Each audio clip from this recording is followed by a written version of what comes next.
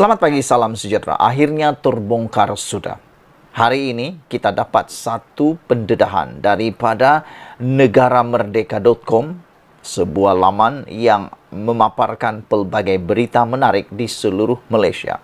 Dengan tajuk daripada negaramerdeka.com ini, tipu anak Muhyiddin RM400,000 SPRM buru Datuk Roy. Sebenarnya Datuk Roy telah pun menyerah diri kepada SPRM dan telah direman kerana dikatakan sebagai dalang utama rasuah RM400,000 dalam berkait dengan kes Jana Wibawa.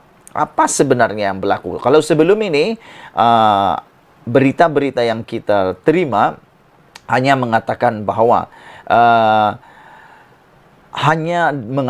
anak kepada ahli politik terkenal sahaja disebut. Tapi dalam portal negaramerdeka.com ini menulis bahawa anak ahli politik yang terkenal itu kini disebut sebagai anak Muhyiddin. Saudara-saudara, apa ceritanya? Tipu anak Muhyiddin RM400,000 SPRM buru Datuk Roy, dan terkini Datuk Roy telah pun menyerah diri. Saudara-saudara, seorang lelaki digelar Datuk Roy yang dipercayai perancang utama dalam kes rasuah program Jana Wibawa sedang dicari Suruhanjaya Pencegahan Rasuah Malaysia. Memetik sinar harian, lelaki berusia dalam lingkungan 50-an itu pernah dituduh di mahkamah sebelum ini dan dijatuhkan hukuman penjara atas kesalahan rasuah.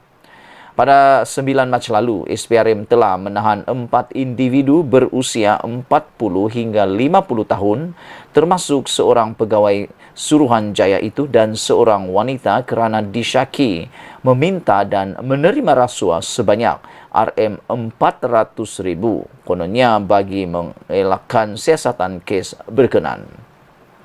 Wanita berkenan telah dibebaskan dengan jaminan SPRM, manakala 3 suspek lain telah direman sehingga 13 Mac ini.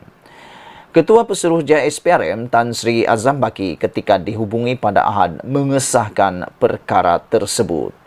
SPRM tidak akan berkompromi sama sekali sekiranya didapati mana-mana pegawai SPRM terbabit dalam sebarang kegiatan yang menyalahi undang-undang, kata beliau. Berikut adalah kenyataan media SPRM. SPRM mengesan Muhammad Hussein Muhammad Nasir membantu siasatan kes.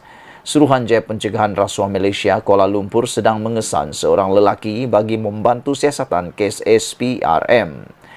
Lelaki tersebut, Muhammad Hussein Muhammad Nasir, 54 tahun yang juga dikenali sebagai Datuk Roy, mempunyai alamat terakhir di nombor 3 lorong 3 RRM Semambu 25350 Kuantan Pahang. Sementara itu, orang ramai yang mengenali atau mempunyai maklumat mengenai lelaki tersebut diminta menghubungi pegawai penyiasat. Sementara itu, ini yang paling menarik, pendedahan daripada seorang pengguna media sosial berkongsi perincian isu melibatkan Datuk Roy itu di laman Facebook miliknya. Individu tersebut menurut Lim Sian Si mendedahkan mangsa penipuan Datuk Roy itu merupakan anak kepada Presiden Bersatu Datuk Tan Sri Muhyiddin Yassin yang sedang berdepan 7 pertuduhan membabitkan isu program Jana Wibawa baru-baru ini. Dalam tulisan tersebut, anda boleh melihatnya di dalam paparan ini. Saudara-saudara sekalian, meskipun itu kita masih lagi tertanya-tanya, siapa sebenarnya anak ahli politik terkenal yang telah ditipu oleh keluarga sendiri ini. Sekian dulu untuk kali ini, ikuti terus ulasan selepas ini. Selamat petang, salam sejahtera. Terima kasih kerana bersama dengan saya di Nazlin Unity Channel. Petang ini kita dikejutkan dengan satu penangkapan yang dilakukan oleh SPRM melibatkan penyelewengan wang sebanyak RM596 juta. Dengan ini SPRM telah pun menahan 4 individu tersebut. Sebelum kita teruskan ulasan hangat pada malam ini, jangan lupa tekan butang subscribe untuk mendapatkan isu terkini dari channel ini dan untuk membantu mengembangkan channel ini.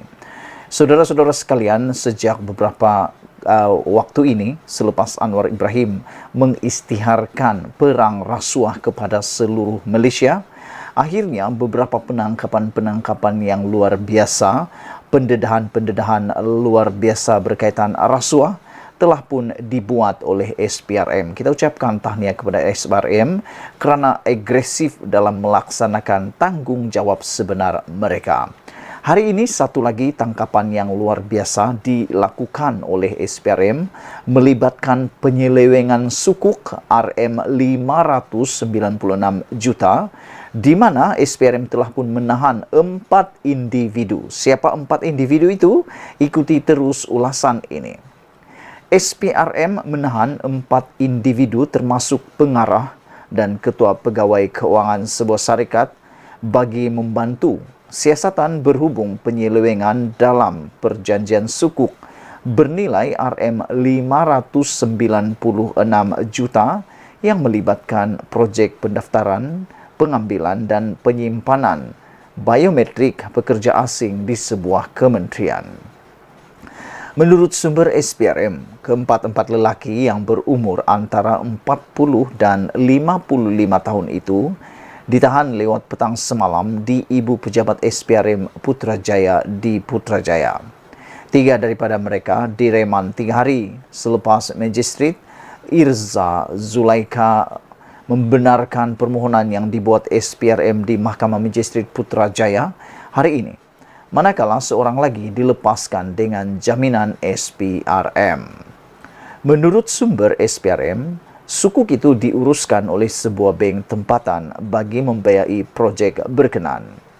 Menurutnya, semua perbelanjaan dan hasil projek itu perlu dimasukkan ke dalam satu akaun khas yang ditetapkan.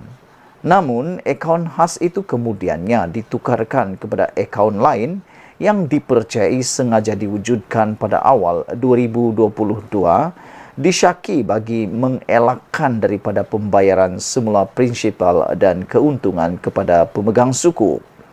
Sumber itu berkata tindakan mewujudkan satu akaun lain akan menyebabkan kerugian jutaan ringgit terhadap pemegang suku.